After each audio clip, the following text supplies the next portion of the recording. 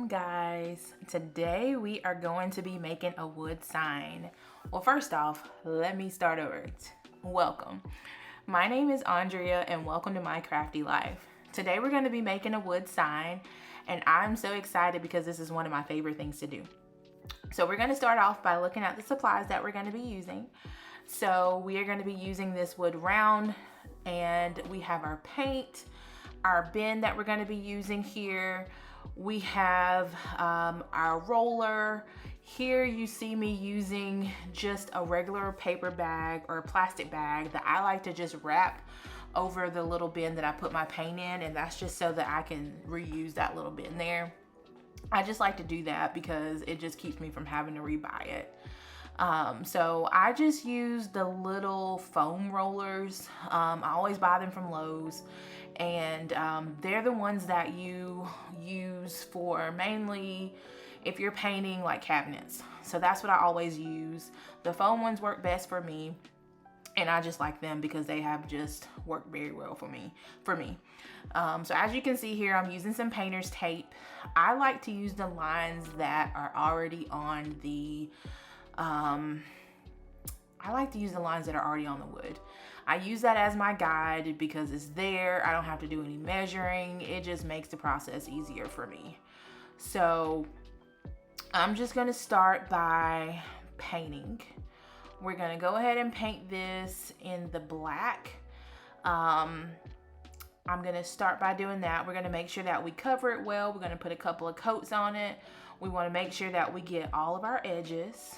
We're gonna make sure that we allow it to dry well in between our coats because we already have our stain on there. It's gonna take really well, but we just wanna make sure that it dries well in between coats. Make sure we get those edges well. I do believe I'll end up doing maybe 2 or 3 coats, and because I'm so impatient, I'm just going to be using my heat tool to dry it, just making sure that I'm not getting too close to it, just kind of keeping it far back. And yeah, that's what we're going to be doing to make sure that we go ahead and get it really dry, and that method works well for me. Of course, you don't have to do this. I'm just very impatient when it comes to my crafts. I like to get it done and get it done quickly, and I'm just impatient. But sometimes when I'm making a sign, I will go ahead and just let it sit and dry on its own. But for the purpose of this video, I did go ahead and do that, and it worked out very well for me. Of course, for this video, I did cut it and chop it up, so it looks like I didn't wait, but I did wait in between just to allow it to go ahead and dry well. And also, I didn't show myself staining it, but I did go ahead and stain this prior to the video, but it was just a raw piece of wood that I started off with, and I did stain both sides of it. So you won't see that in this video, but I did go ahead and just do that off camera just so that it would be ready to go. But 2 coats of paint is what I did, and that worked out well for me. Of course, depending on whatever color that you want to use, that's going to just determine how much paint that you're going to want to use. As far as the paint, I did show the paint that I use, and I like to go with the paint samples. Actually, that's 3 coats. But I like to get the paint samples like for the paint that you would use if you were painting the walls in your house. I actually used to use the craft paint that you can just get from Walmart or any of the craft stores, and it was working well for me. But what I did find was that when I went to put the, what's the word I'm looking for, when I went to seal it, sometimes it would run and it would just not look right for me. But when I started using this type of paint, I did not have any of those issues. And I wanted my signs to look as professional as possible because I do sell them sometimes. So I wanted it to look like it was something that they would purchase from a store. So I found that this gave me the best results. Of course, I still got some really good signs out of the craft paint, but for me, I think this gives me the best results. And of course, do what you want to do, but this is what I find gives me the best results. It is a little bit pricier. So of course, if you're selling these, you want to price accordingly, but you can still get a lot of color options. I can't remember exactly how much it cost, But one thing I do like about these, I usually order from Lowe's, and one thing I like about Lowe's, and Home Depot may do this as well, is that you can do order online and you can pick it up in store. So I usually will look at the colors online, pick them out, order them online, and then go and pick them up as either curbside, or sometimes they'll put them in the locker and you can walk inside and pick them up in the locker. So I like that. Or if you're a person that wants to just go inside and look at all of the little color options that they have, that's an option as well. So there are lots of color options to choose from, and that is something that I like as well. I can't think of how many ounces are in those little bottles, but they do go a long way, and it allows you to have a huge variety of colors. And the paint tape, it just works so well. My recommendation when you're using the painter's tape is to not paint towards the paint tape, but just kind of paint with the line. I guess that makes sense. Paint with the line. If you know what that means, just paint with the line, and then you won't have to worry about any bleeding. I always just make sure that when I put the painter's tape on, that I am just pressing down on it pretty good, and then I usually don't have to worry about any bleeding at all. When I am putting the sealer on, I like to put little plastic cups on them. I have those little I think they're like little risers that you're supposed to use for when you're painting cabinet doors. But what I don't like about them is they have a little point on the end and they leave a little indentation on the wood, and I didn't like that. So I just started using like the little plastic cups that you get from the Dollar Tree, and I just set them there, and that works well for me. So that's what I've been doing. It's very inexpensive, and I just throw them away. But now we are adding our Hellsman water-based sealer, and I really like this one. I used to use the other really popular brand, but this one I started using. It's water-based, and I do show it, and I can see if I can find a link for it and link it. In case you're interested in the one that I'm using. But of course, when you first put it on, it looks really, really milky, but once it dries, it does dry clear. And I like it because I have read the reviews on it. It is rated for outdoors, and I have done a little bit of research from other people that use this, and they say it works really well. So I switched over to this one from the I think it was polyacrylic that I used to use before. So I switched over to this one. It is not the cheapest, but I did want something that I felt confident using on products that I would sell to other people. Something that I felt comfortable saying that it was going to be good to put outside and be able to, you know, deal with the elements and things like that. So I purchased this one, and I've been really happy with it. And yeah, this has been something that I have been using, and I'm happy with the results. Some people will kind of in between coats, and after they've dried, they'll sand down just to kind of have a really smooth surface. I didn't do that. You can definitely do that. Call me lazy, but I don't go that far.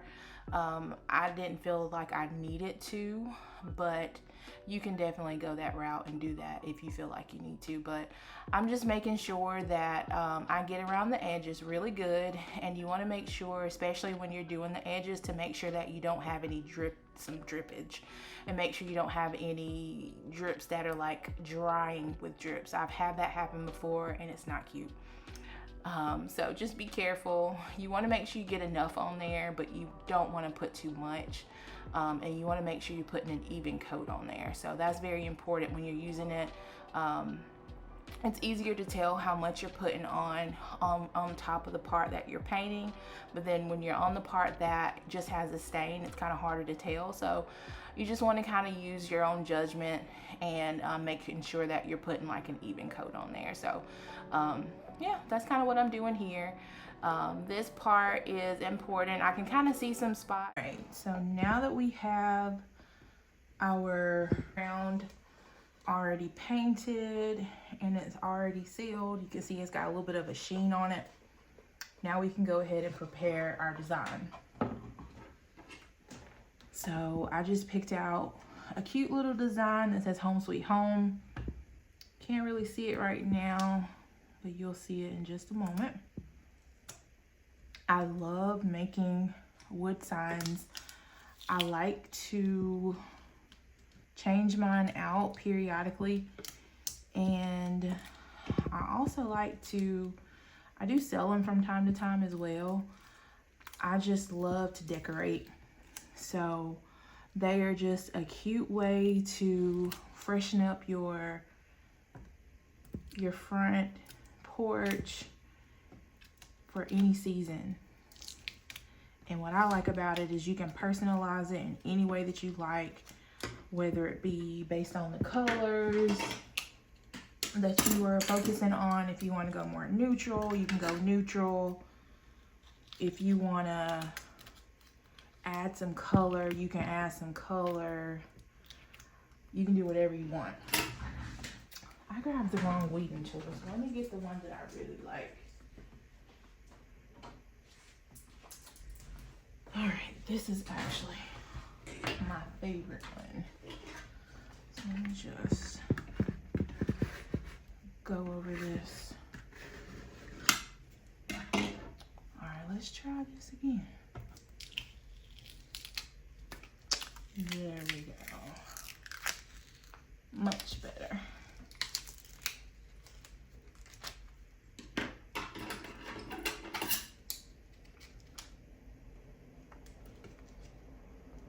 So tell me, have any of you ever made a sign? Do you want to make a sign? Let me know what you think about this one once we finish it. I have made a bunch of signs and I have gone through a few different methods before getting to this one that I'm going through here. I actually used to paint the words onto the sign, and doing it this way it really cut down on the amount of time that it takes for me to make a sign.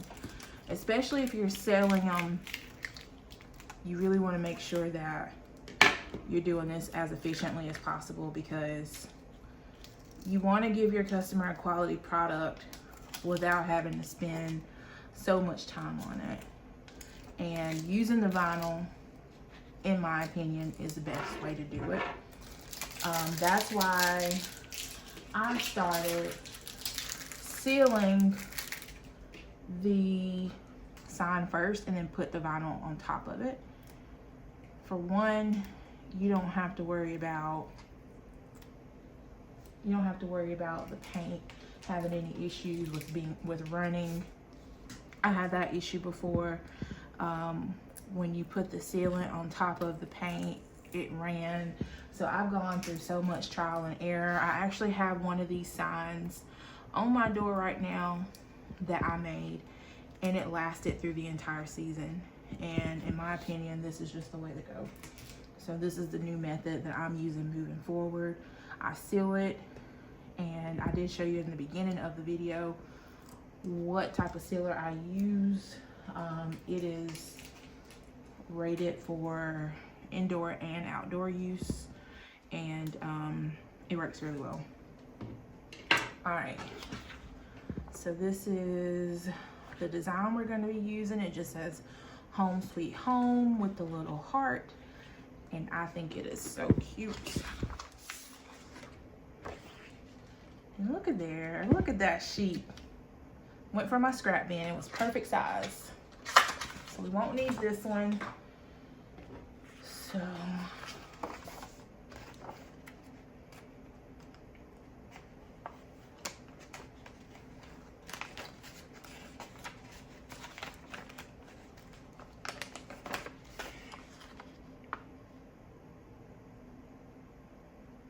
no, I get quiet when I start putting this on because I gotta concentrate. All right. So here we go.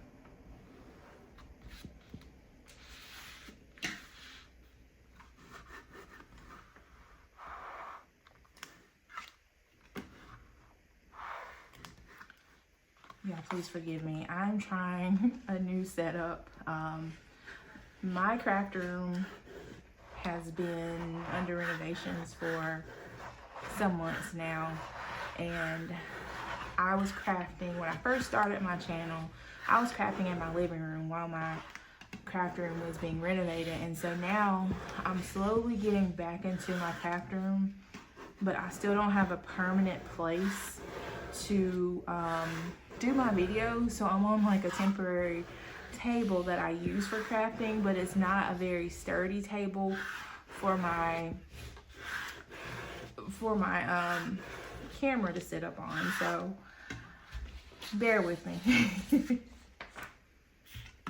All right, got a little lift in there, but I think we can handle that.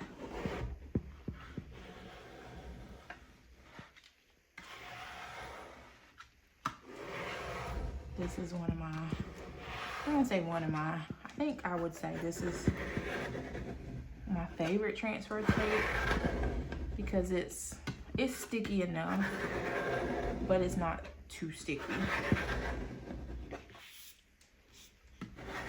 It gets the job done without being overly tacky. And right before I started this video, I just realized that I'm out. So I had to go through my scraps bin to find some pieces, and thankfully I had a piece that was perfect. So that worked out really good.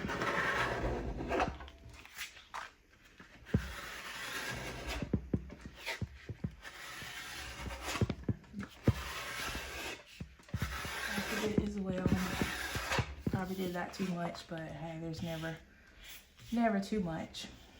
All right, so we got that part ready to go, and then next I sort of started on this just to make it easier to do, but this is what I'm going to use for my floral piece on the top of the sign.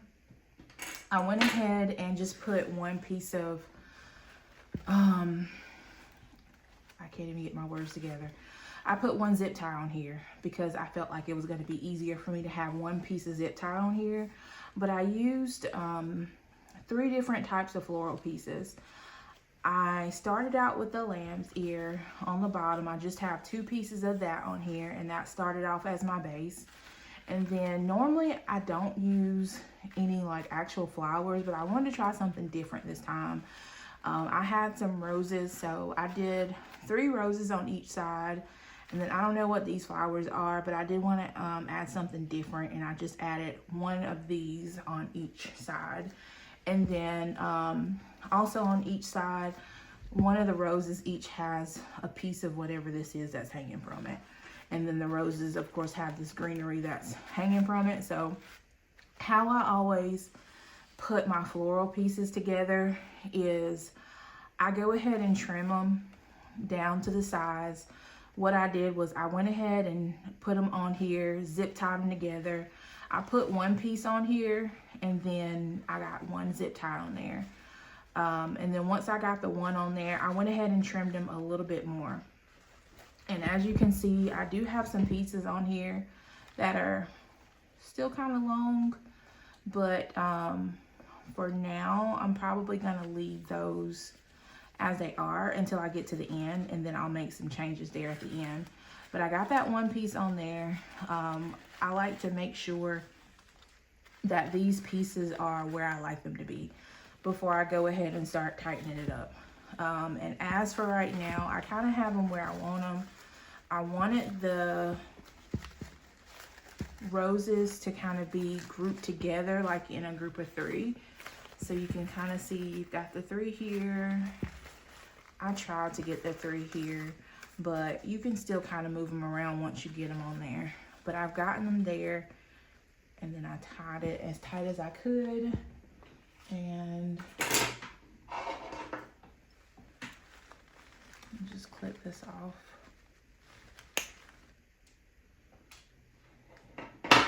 And then I like to do maybe 2 to 3 pieces of zip tie just to make sure that it's secure in a few different places.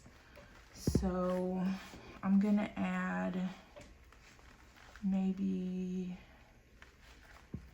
one more on each side at least, at minimum. So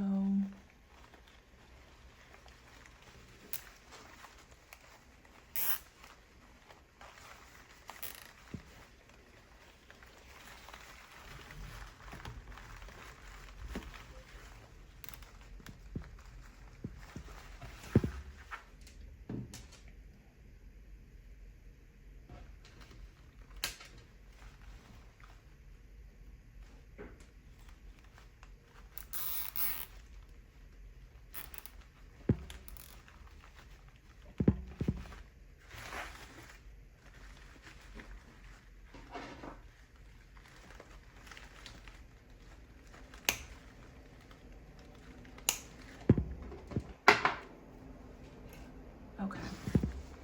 And we don't worry about this showing as much because we're gonna have a bow on this anyway. So that's what we have there. And then now that we have that kind of where we want it, then we can go back and clip some of those pieces that were a little bit longer. Not too close to the zip tie because we don't want it to slide out. And then what I'm gonna do is back here where we have those pieces that are kind of together.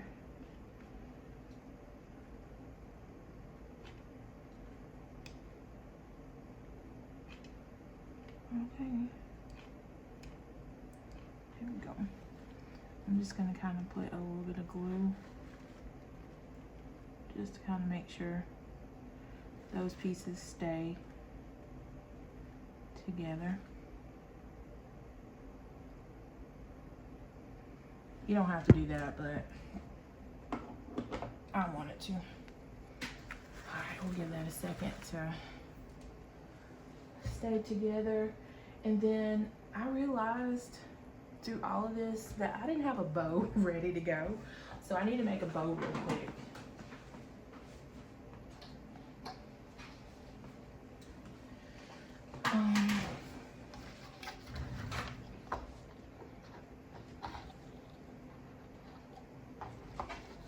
So I am going to just get a bow together real quick. I'm thinking maybe this one will be a good option. I'm just kind of looking at some of the ribbon of mine that I can see from here. Yeah, we're gonna go with this one.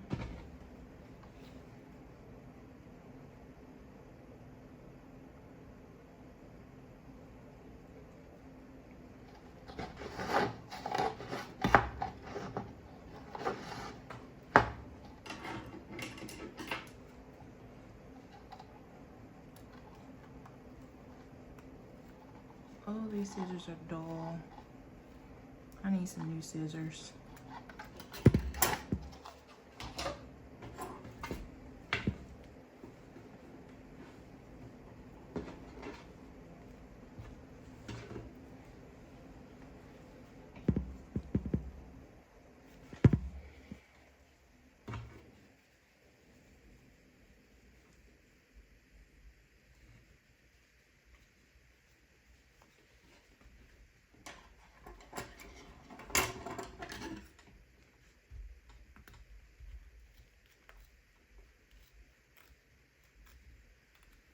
Does anybody else have an issue with their scissors getting taken in their house?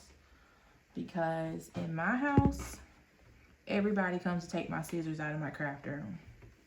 I don't know what it is, but you can't let anybody borrow your scissors because chances are you're not going to get those scissors back.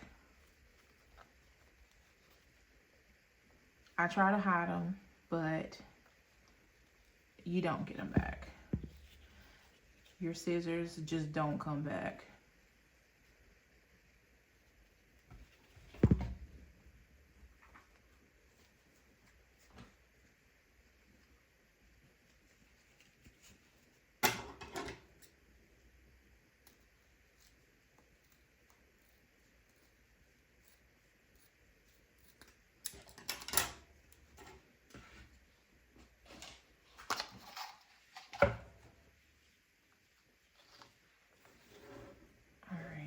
So I'm gonna measure this one out.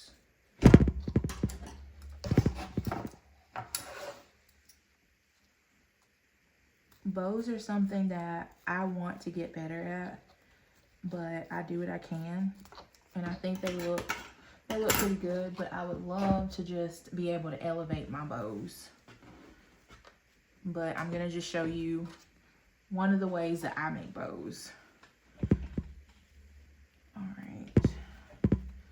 So I want to make one that has 4 loops.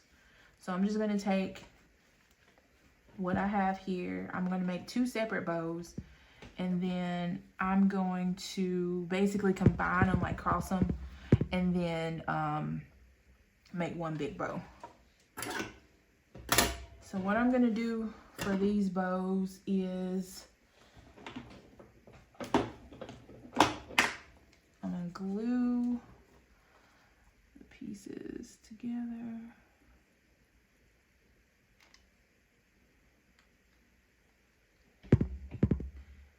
Glue that.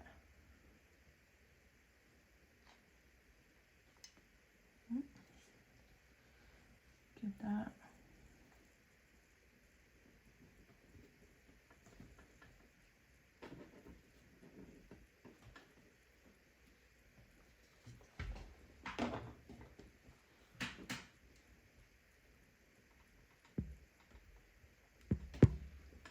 So step 1, I'm just gluing this together like this.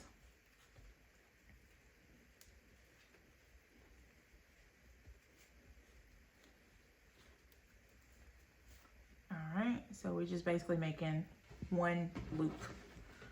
And then step 1, we're doing the same thing on the other one. Let's get my glue gun. And I'm going to do the same thing on the other one. And by all means, if you have another method for making a bow, definitely use that instead. Or if you have any suggestions for me, I am more than happy to take them, because again, bows are something I want to definitely elevate,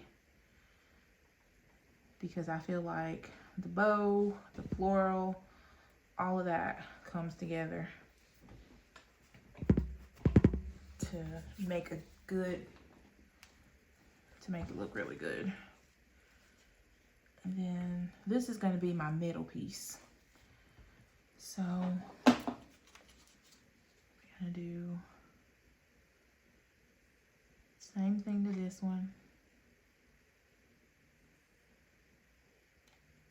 There.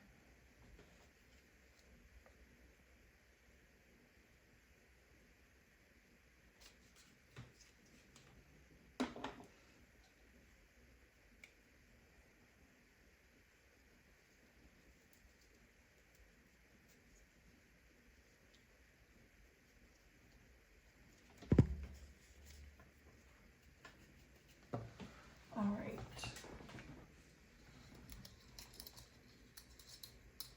I do have some floral wire. Just a little piece of it. All right. Now that these are dried, I just like to pinch them at the middle point, fluff it.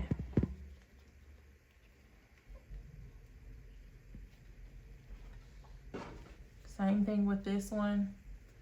Pinch it at the middle point, fluff it. Grab them together, like that.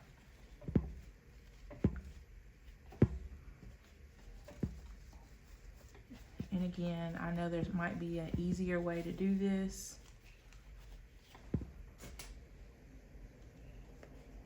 Grab your piece of floral wire, push it through the middle.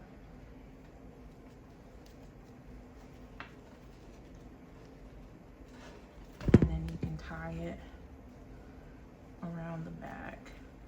You can use twine or whatever you have.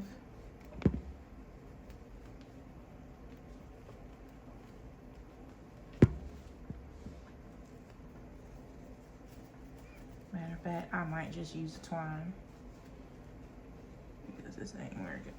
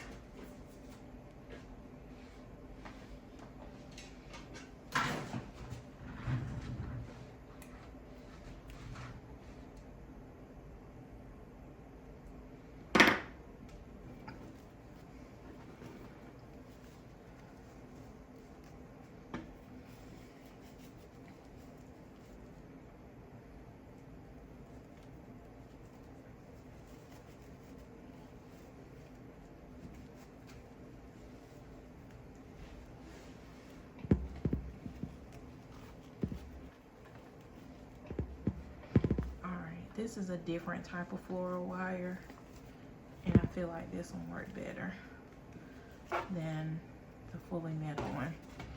So you can fluff it.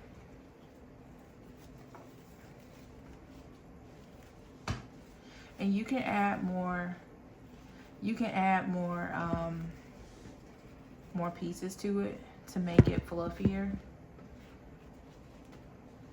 than the 4 pieces. So you can add as many pieces to it as you want.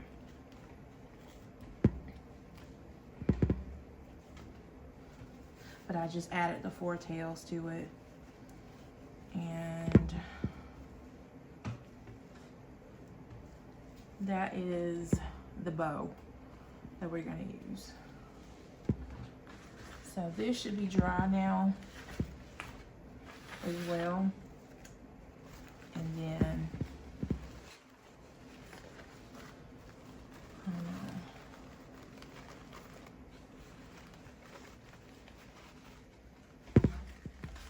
and that's that. Honestly, I don't know how I feel about that. I may change it, but we'll see. I can always change it out. But that's the bow that's on there for now. But how we are going to attach the bow to it is we're going to use this Velcro, this industrial strength Velcro. It can hold up to 12 pounds. I don't use a full strip. I actually cut this into a strip that will work for the size of this. But what I do is I like to make it so that whoever gets this wreath, if they want to change out the the bow or the floral or whatever, they can. So what I do is I will cut off a piece of this, and I'm gonna actually attach this to the wood with the Velcro. And that's going to make it to where the floral piece can change, because, you know, with this sitting outside, like if you're giving this to a person that doesn't have a screen door, it can get dirty. So they can change it. Or if you're somebody that's selling this, this can be an opportunity for them to order another floral piece. So you can let them know, hey, this is interchangeable. If you decide you want a different color floral, you can order another one. So that'll be an opportunity for you to get another sale later. So that's something that you can let them know that you offer as, you know, another option if they want to change it out for the seasons. Like if they want a spring floral, if they want a fall floral or whatever, that's something that you can offer. But we're going to just cut this out to fit. So let's see. With this part, you'll end up kind of wrapping it around it. And then, of course, when it's on the wood, it's going to be flat. So you'll be able to kind of position it. So for this one, I'm just going to cut it like this big. It's definitely not a wrong or right way. You just want to kind of eyeball it.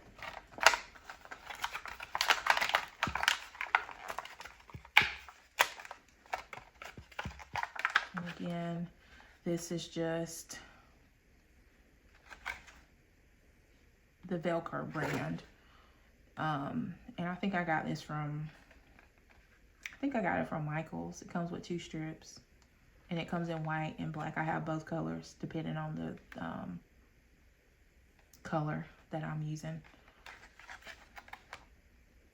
So yeah, that's that.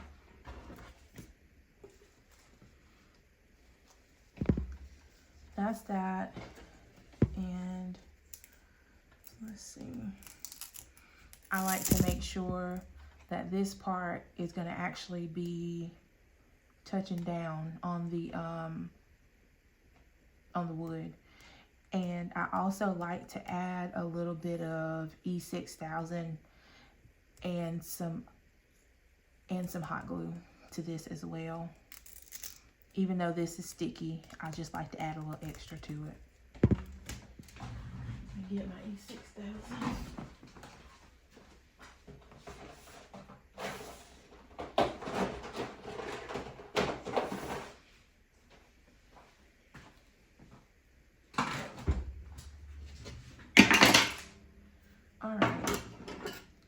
Even though we're doing that, we do still need to attach this to this part. And I just need to figure out how I want to do it. If I want to do Velcro or if I want to just tie it with this floral wire. I think I'm going to just tie it. And then this part is going to be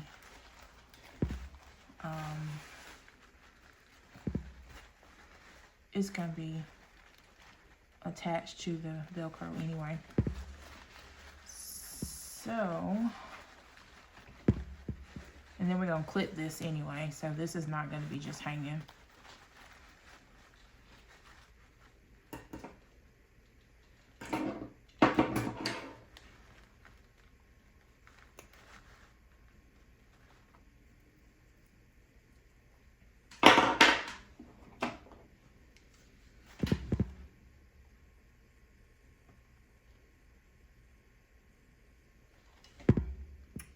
Okay. All right. Give that a second.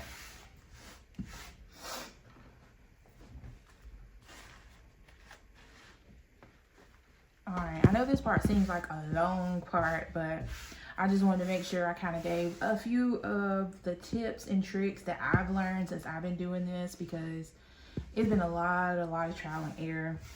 But even though I have made a lot of mistakes along the way trying to figure out what's the best way to do this, I really enjoy making these, and I enjoy the end product of going from just a blank piece of wood to what it looks like in the end. So it's just been fun seeing what they look like in the end. Let's see.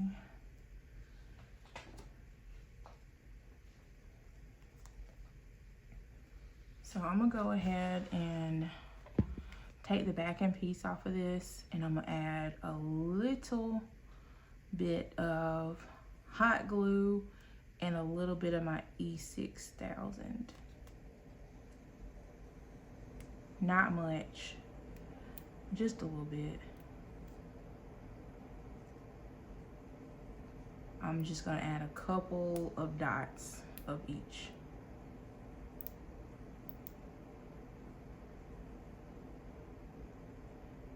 Okay.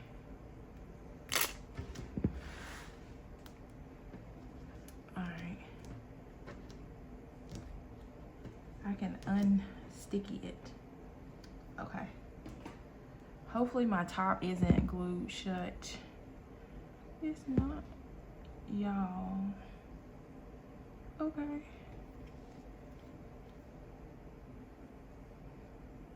It's literally done glued shut. Y'all look. It's done glued like a whole section around it. Y'all ain't good for nothing on this E6000.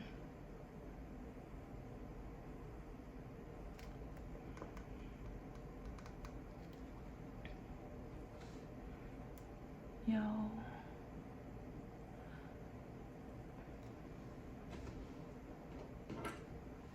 This thing gotta be good for something.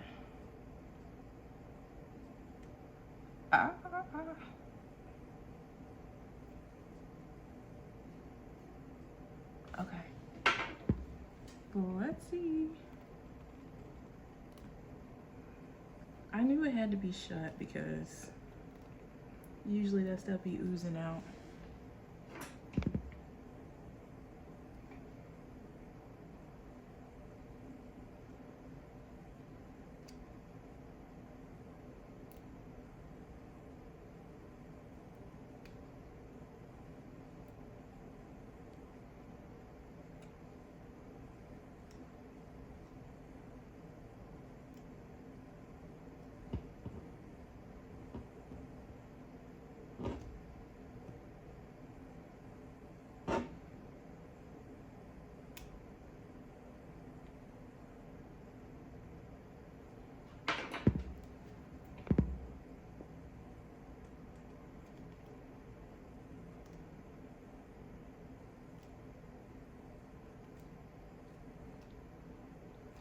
Okay, so much for that.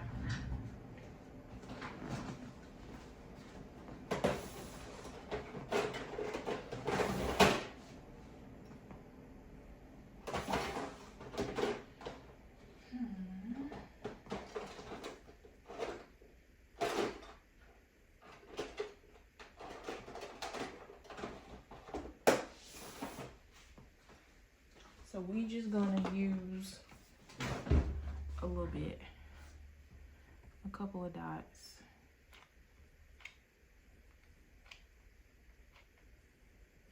Cause I don't wanna do too much.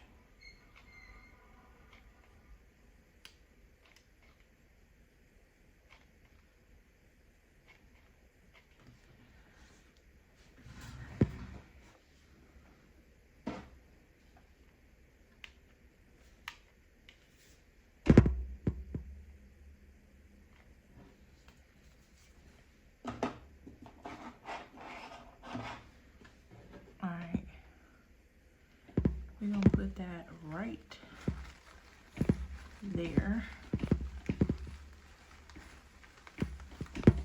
And because there's so many little spots that's just poking out and stuff like that, we just want to press down on it good. All right.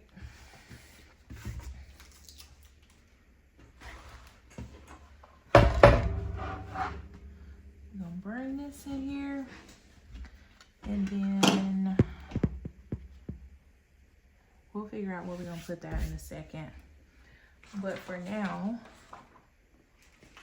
we're gonna figure out where we're gonna put this. And I think here is a good place because we want to leave some room up here for that.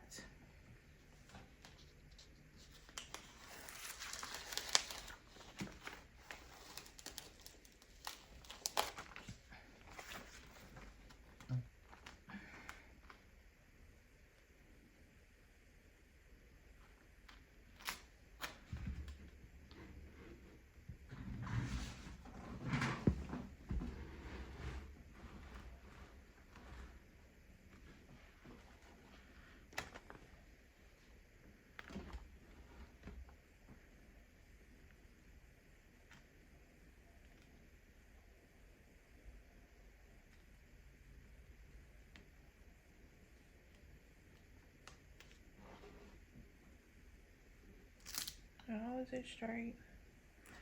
It's gonna be straight today.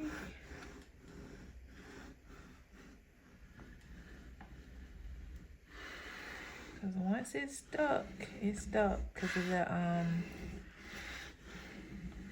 the what's the stuff I put on there?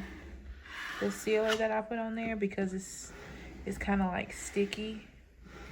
Once it's on there, like, it sticks right to it. If it was just on the wood, we would have had a little room, a little playing room with it, but you don't have that. Once it's on there, it's on there. So when you're using this stuff, once you put it down, that's it. You don't have any time to play with it and pull it up.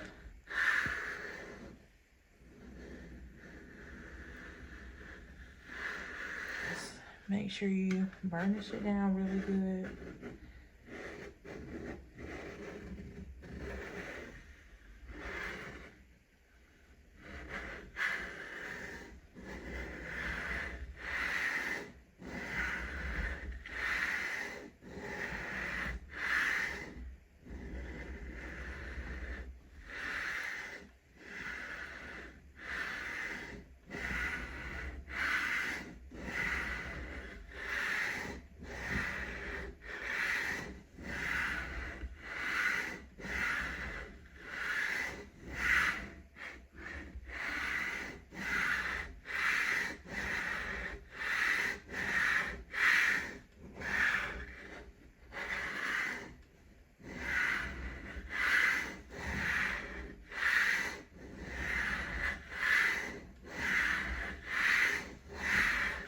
Okay, I think that's enough.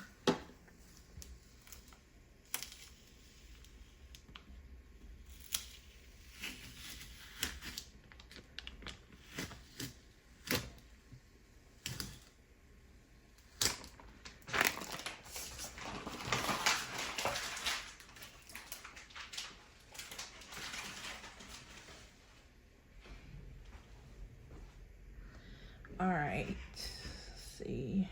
How is it?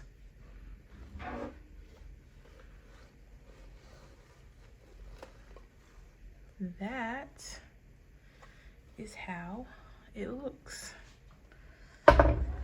So now that we got our vinyl on, we got to get this on. So we got to figure out some good placement for this. We got this here and that, kind of like that. So we got our bow there. Probably should have did like 2 more tails here, but that's okay. And then keep in mind, you can kind of bend it to kind of round it out and get the look you're going for. But there we go. So that's what we're going for there. And then if we go based off of that, if we're gonna put that there, I mean, I guess about here. Okay. So let's go ahead and pull this off.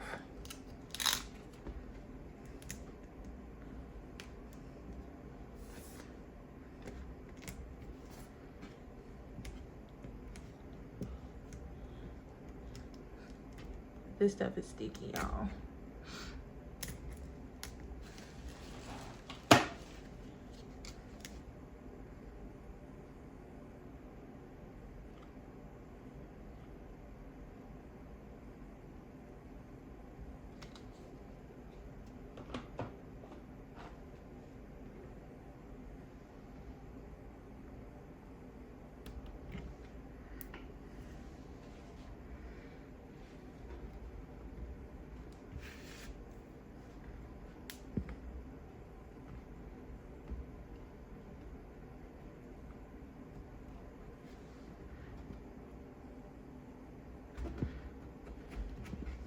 And it's also good anytime you're giving this to somebody, if they think, oh, it's crooked or whatever, let them know that it's repositionable so that they know they can take it off.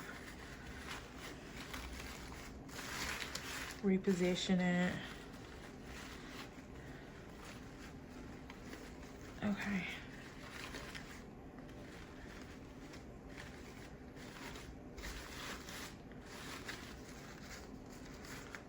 There we go.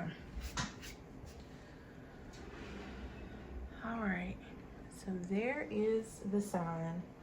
The only thing that we have left is the holder that we put on the back, or the hanger that we put on the back, but I'm actually gonna come back and do that because it's in storage. So you'll see that in the next clip, but pretty much we are almost at our finished product.